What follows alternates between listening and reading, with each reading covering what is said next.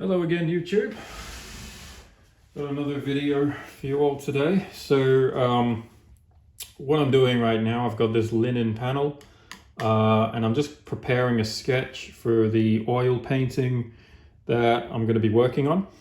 And this is kind of, this image is like a fragment of a much larger painting, but I'm just going to paint this small panel in with these figures just to kind of figure out some of the composition and some of the colors and the values that I will be using. But before I get into the coloring stage, I need to actually do the underpainting stage. And so as you can see, I've gessoed the canvas, and the gesso has actually been applied pretty thick. It's pretty thick gesso because I went in and covered it by using a palette knife. So the gesso is laid on pretty thick, and I've gone ahead and just kind of sketched in my image with pencil. It's a pretty rough sketch, but I think it's got all of the information that I need so far. So as you can see, we've kind of got like this line of cavalry. I do need to put in like some more of the spears or the lances and the flags dangling off them. So I can probably just do that in the next stage of the drawing. Just to give you guys a bit of an idea of what it is that we're drawing, I'll just quickly direct the camera upwards. So that's the pencil drawing that I worked on. And you saw me working on this in the last video. And it's pretty detailed, actually. I didn't think it was going to be this detailed with all the mud textures and things like that. But this was just one of those drawings that I really enjoyed working on, so I didn't really mind spending a bit of the extra time working on them, really. So I had fun with it. It's probably not really finished. I still want to do like a little bit around here, maybe draw in some of the horse's legs in the background, because you can see in this background area there's like no back legs for the horses around here, so definitely need to finish that. And I've also got to draw in like the flags, as well as maybe a bit of like a sky gradient or some indications of clouds. It just needs a bit more atmosphere, I think, to really pull it off. But I decided to leave it like that for now because I think we kind of get the general idea. I think that drawing communicates everything that I want to communicate. So coming back down to the sketch that we're working on today, let me just shift the camera down. So I'm preparing the underpainting for this. And this is basically a practice painting. So I'm just gonna grab my stool. Here we go.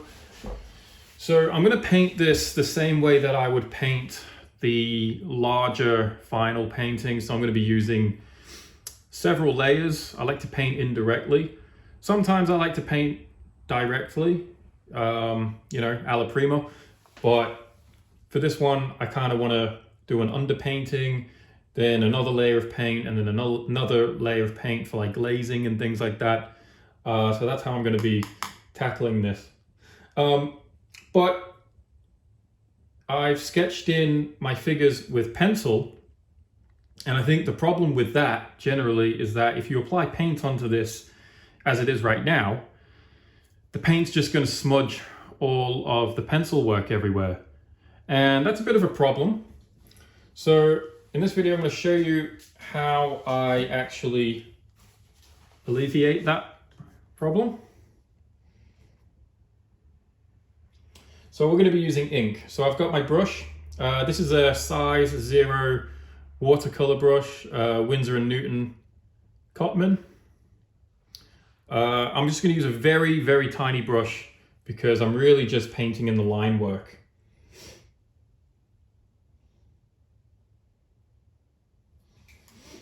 Okay. And this is the ink that I'm going to be going with over the line. So I'm using Sennelier.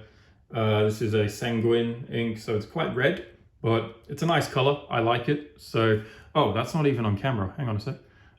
There you go. You can see it now. So that right there is the ink that I'm using. That's the color, Sanguine 270. And basically what I do is it's kind of like a pen. You just go over the line work, maybe add a few more details in there, here and there.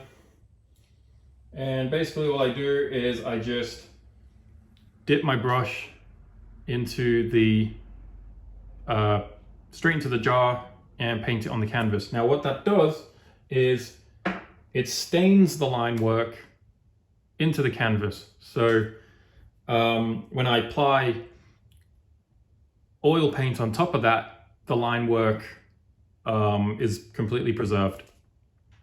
So what I'm going to do, I'm just going to quickly adjust my camera setup because it's kind of in the way. This tripod is taking up a little bit of room.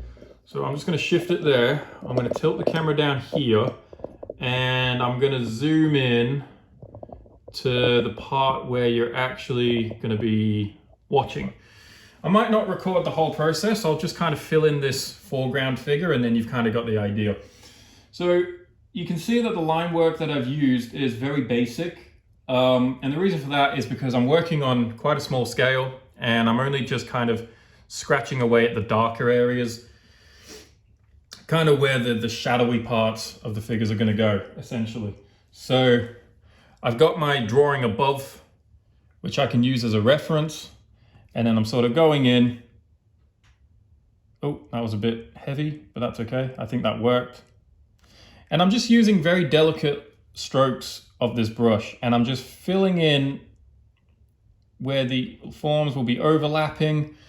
And I'm using broken lines. I don't want to use complete lines. I'm really just looking for where the darkest areas are going to be, at least for now. Because those are the shapes and the values that are really going to kind of be doing most of the work for me anyway. So I don't really think there's any point in trying to redraw the whole thing. You're really just looking to pick out parts of the silhouette, refining certain shapes here and there.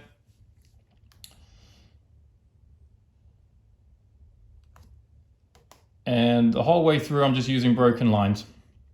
Broken lines feel a lot more, I don't know what the word is I'm looking for. I think it just feels a lot more organic to me.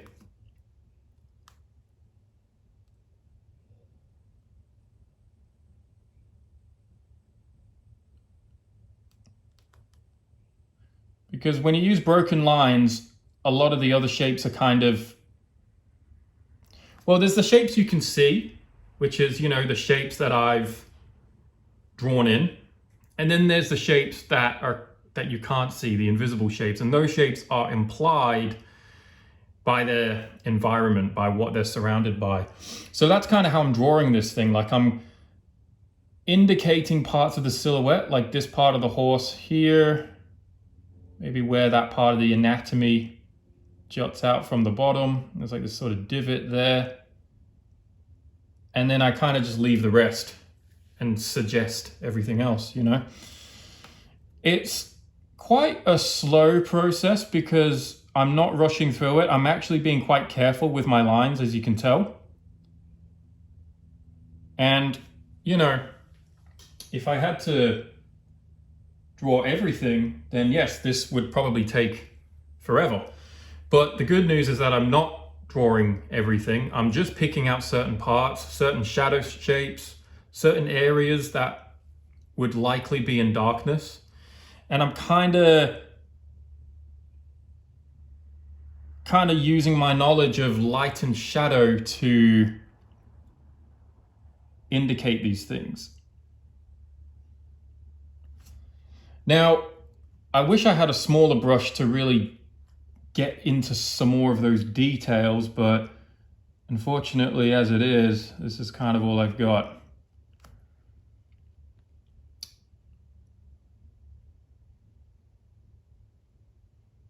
So anyway, it looks like a very long, tedious process, but to be honest with you, it should be done quicker than you think. And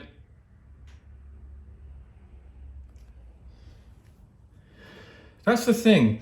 Whenever you're drawing, sometimes it can feel like the drawing goes on forever.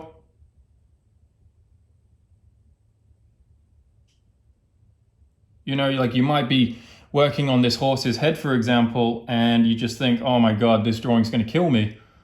Because, you know, this figure in the foreground is taking so long. But in reality, that's actually not the case.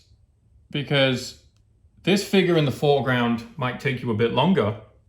But remember, you're not drawing everything. You're just picking out certain parts of the silhouette and some of the shadow shapes. So, you know, you're drawing very carefully, but you're not really spending too much time on it. But another thing to consider is that the figure in the foreground, the one that I'm painting right now, is going to be the most time-consuming figure to paint because he's right here, you know, like he's in the foreground, everybody can see him, so he's going to have a lot of detail. All of these figures in the background back here, they are going to be a lot more simplified.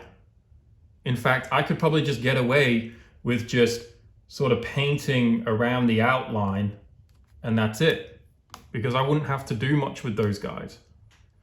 So I like to just start at the front and then work my way back because, you know, this guy in the foreground, he's going to take me the most time. That's where a lot of my time and attention and energy is going to go. So I'd rather just start with him, get the hard part out of the way. And then as I move back throughout the composition, my drawing speed should just gradually increase because I'm just painting less and less detail. I don't have to paint, and you can even see in the pencil sketch, I just kind of didn't care about that because I don't think there's going to be much painting done there anyway. It'll just be like a blob of color, and then it will just get more and more contrasty and vibrant as the figures come to the foreground.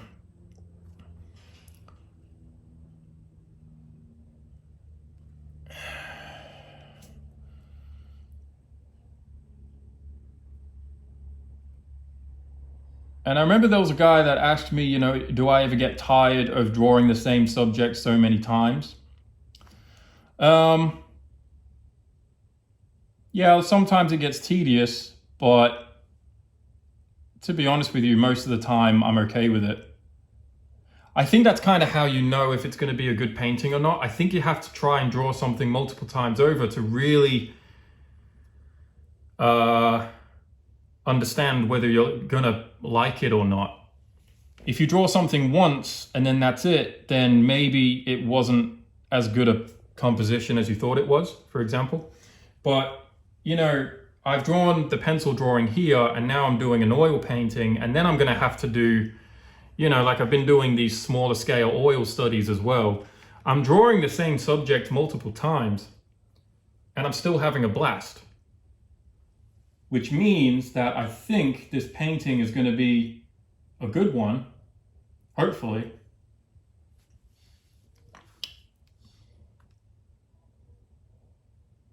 That's just my logic, but anyway.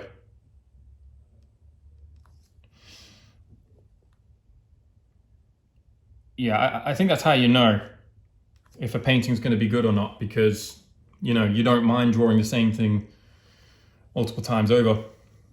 And another thing I should say is I actually don't draw things exactly the same. In fact, I don't know if you noticed in the pencil drawing, but a few of these figures are actually placed in different positions, and I've actually relocated a few things. So even though I'm drawing the same thing multiple times, I actually still make changes because technically I'm still kind of in the conceptual stage. I'm still sketching and figuring out the idea for the bigger painting. So this is my opportunity to have more fun and play around. Because that's the thing, I'm not going to have that opportunity when I work on the larger painting. You know, when I'm working on the larger painting, it's going to really just, you know, everything's already figured out by that point. I'm not going to be able to take as many risks. But because this is a smaller painting, and it's really more or less a sketch, well, I mean, it's quite detailed for a sketch, but let's just say it's a practice. Because it's a practice, I don't really have to worry about changing things. Like I can change things as much as I want and it should look fine. This is my opportunity to play around and explore, because if I don't do it now, then that's it. It's pretty much set in stone once you work on the final image. And I'm just kind of looking at my pencil drawing as a reference as well, just to kind of figure out if I'm heading in the right direction, if there's anything I want to change as well. And, you know, sometimes I do change quite a lot of things.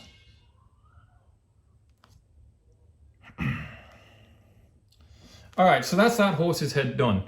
I'm not sure how we're doing for time, but I don't really think that took me a long time to do. It's not the quickest way of working because I am being quite meticulous, but I feel like with just a few of these simple ink strokes, I've kind of conveyed the image right there.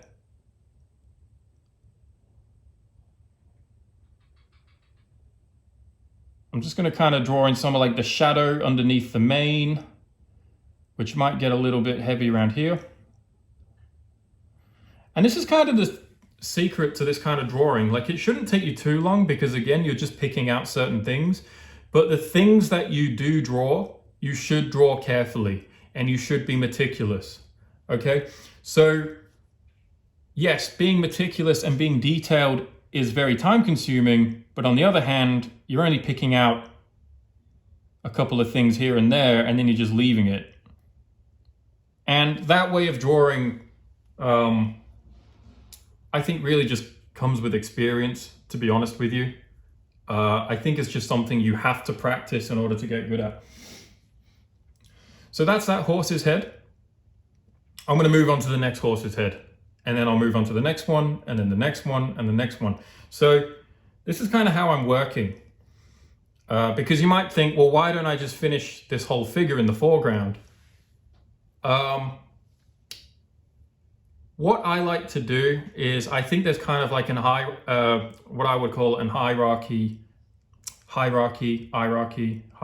anyway, that word. There's a hierarchy of detail. And I think this detail of the animal's head is very, very important. That's like top priority. And it's the same top priority for all of these figures here, okay? So like I'm working on the head of this figure first, then I'm going to move on to the next one, and then I'm going to move on to the next one. Once I've done all of those horses' heads, I'll then do the head of the figure, and I'll repeat that pattern. I'll do all of the meticulous line work on the figure in the foreground, then I'll move on to the next, then the next, then the next, so on and so forth. And then I might come down and do the horse's legs, because I feel like they're pretty important. My logic is, I'm working in this way because I'm really trying to establish the most important parts of the drawing. So I work on the most important parts first, and then I work on the least important, because the least important, you know, is just gonna, you know, I could probably just scribble something in and it'll be fine, you know.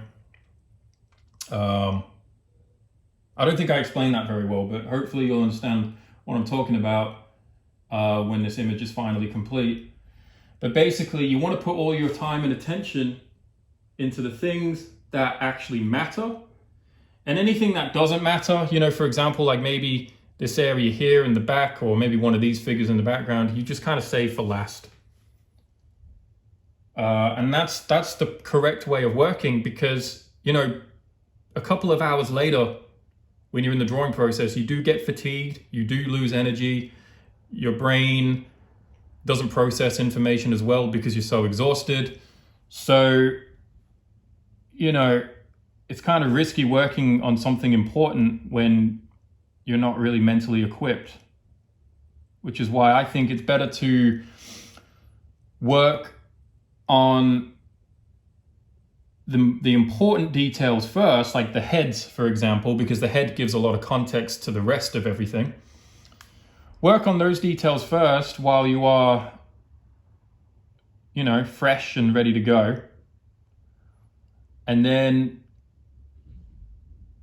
with those parts out of the way, yes, naturally you will be a little bit fatigued, but it won't matter because all you have to do at that point then is just finish drawing the things that you left behind. And usually those things are of little to no consequence anyway. And you're going to find ways to simplify them. So maybe I didn't explain that very well. I'm not a very articulate person, as you can tell. I'm more of a doer, and I prefer to just kind of let my videos do all the talking for me.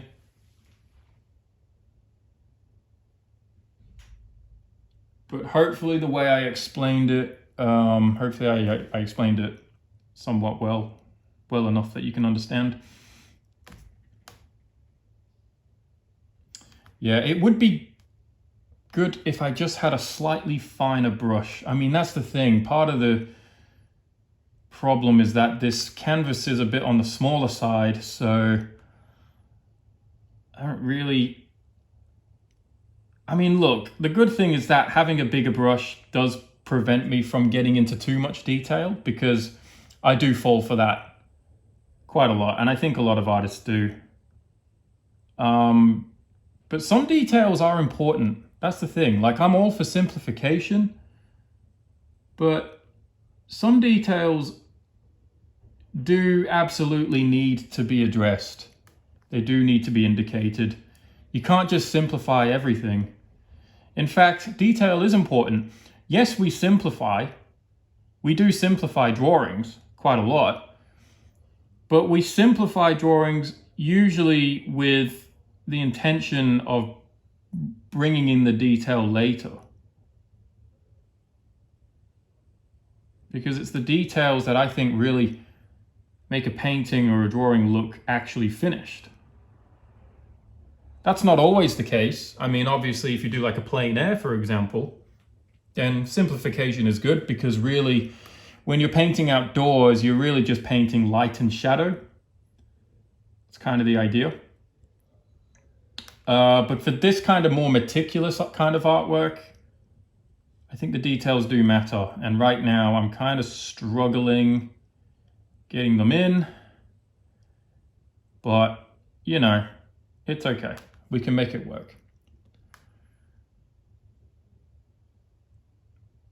I mean, as I said earlier, it will prevent me from getting stuck on the details too much, because I do fall for that trap.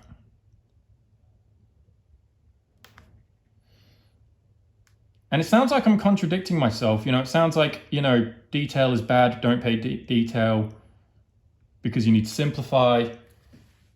You know, and then in the next breath, I say, oh, wait, no, details are important. And it sounds like a contradiction, but it's not. The logic, because there is a logic to drawing in everything that we draw, and the logic is this. You have to simplify the composition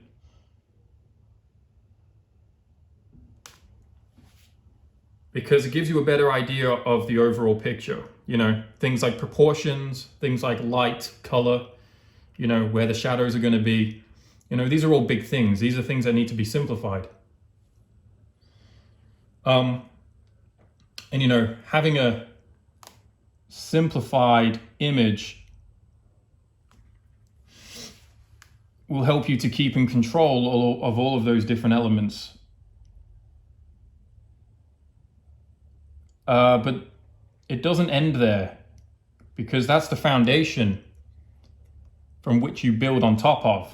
So once you have established the composition, once you have established the perspective and where the shadows are going to be and all of those things, then you have to bring in the detail, because the detail can also give more context to some of those things.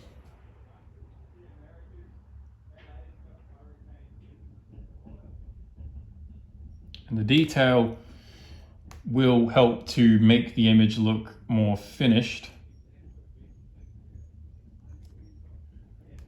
But that being said,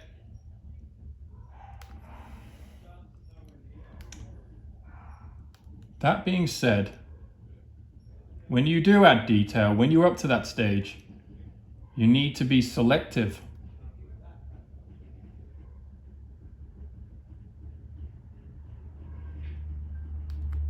Okay, so I'm getting into the legs there, so I'm just going to move on to the next horse. This horse I like, so I'm hoping that I don't stuff it up.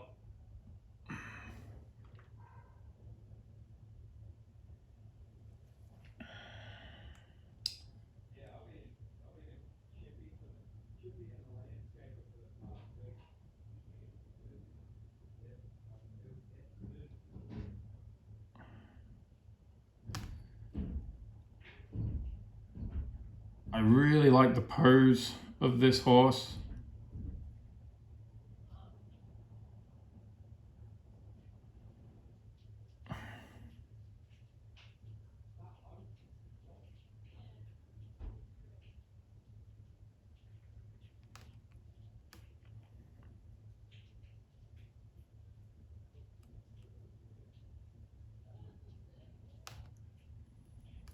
And this is kind of where I'm gonna have to start pulling back a little bit on all of those tiny details.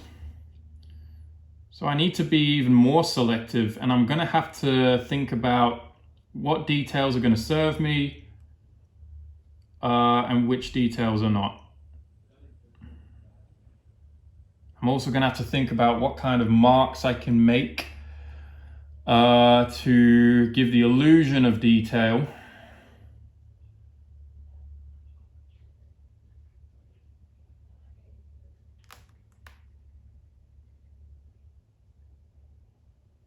Like the reins and things like that.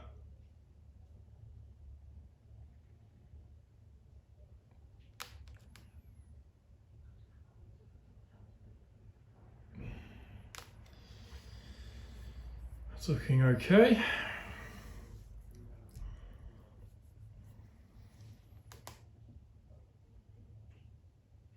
I'm just going to kind of color in this eye because I feel like it's just way too bright. Maybe that looks better. Looks okay. Now, back to the inking in. So I'm inking this in because, as I mentioned earlier, this is to prepare for the oil painting. So the next stage after this is going to be the first layer of oil paint, and it's going to be an imprimatura, which I just remembered I didn't actually paint in any of the detail here. That's all right. I might have to come back to this part and refine it. It'll be the imprimatura,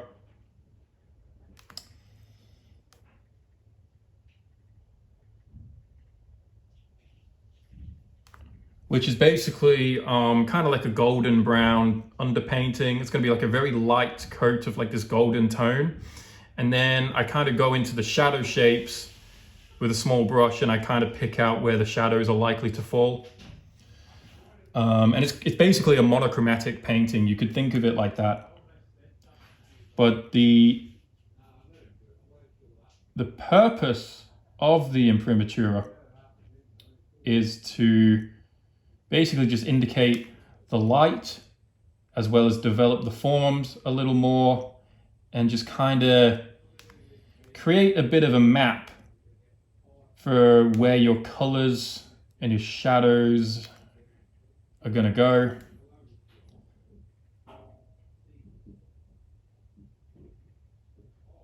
It's a very important stage, I think, when working on these kind of paintings.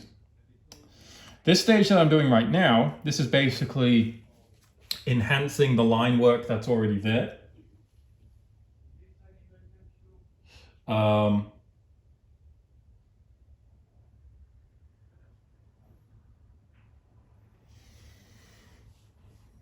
And it's also kind of just strengthening some of the shapes. strengthening the silhouette, and maybe even simplifying some things here and there. That's what this stage is all about. Oh, and it's also about preserving the line work so that it doesn't get mixed in with the oil paint, because that's what's going to happen with graphite.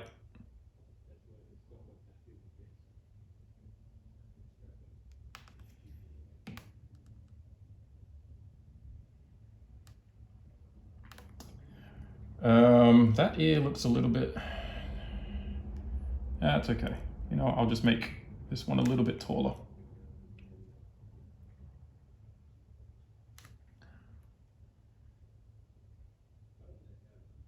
Now in the final painting, because the final painting is going to be on a much larger scale,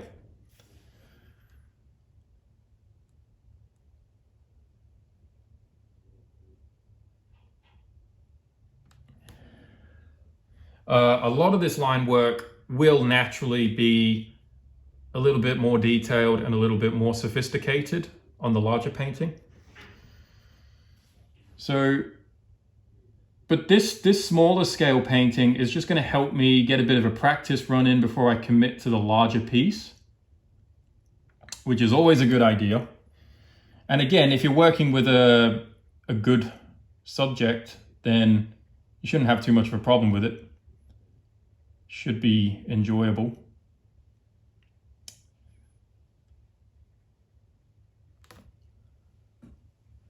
But yeah, it's just going to kind of help me familiarize myself with the process, familiarize myself with the composition a bit more. So even though this line work is probably a bit more simple than what the larger painting will be, it is going to help me a bit more with the overall idea, which is kind of what I want.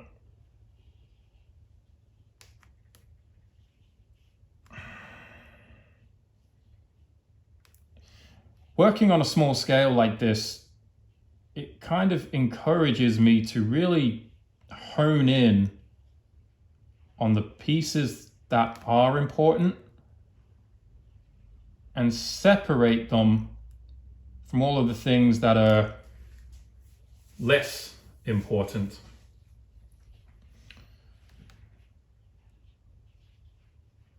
And that's what the hierarchy of detail is all about. So, again, the reason I'm painting in the horses' heads first is because they are quite a recognizable object if I paint them well. Like, you should be able to look at that and go, oh, we've got horses here. So that's kind of why I'm focusing on them first, because if I paint them well, then everything else should really fall into place. And then if anything's left a bit more ambiguous, then it doesn't matter, because these shapes that I've just painted in actually give context to the rest of the image. And it's the same with the heads of the riders as well. Like, if I paint them really well, then it doesn't really matter if I simplify a few things here and there, because these are done, these have been brought to a refined finish, let's say.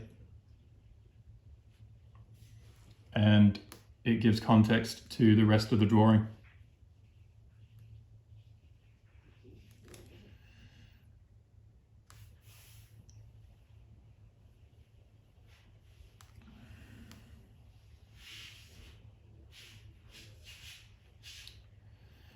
Another good reason for actually inking in your lines, apart from, preserving the drawing when you put oil paint on top of it,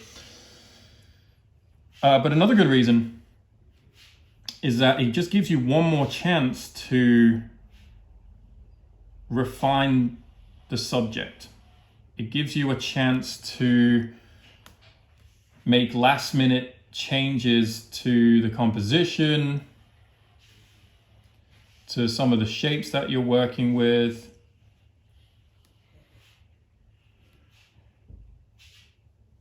It also gives you a chance to maybe simplify things a bit more that maybe you overcomplicated in the pencil stage. These are all good things. These are things that I like. Also gives you a chance to shift the perspective of some of these things as well. I'm just going to kind of draw in the mane of this horse here, which I kind of want hanging over the neck like this. I'm running out of ink, so I'm just going to re-dip my brush, try that again.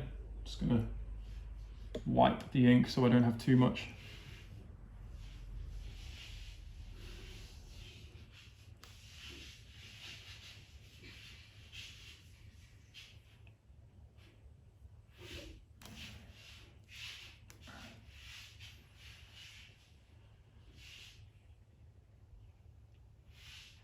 Maybe a bit of a fringe on this horse.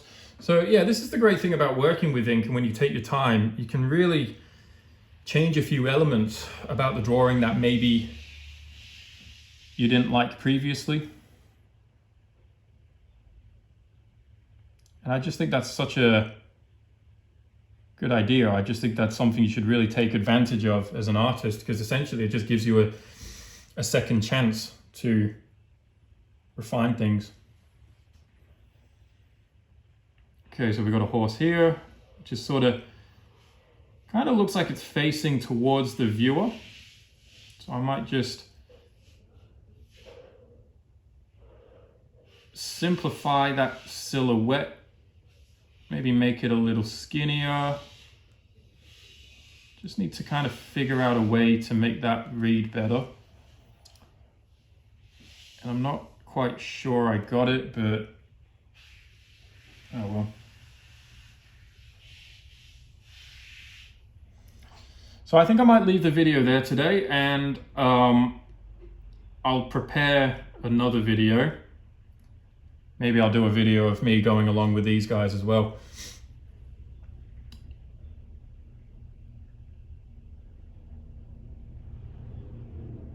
But yeah, I think this one's just going to be left here because it is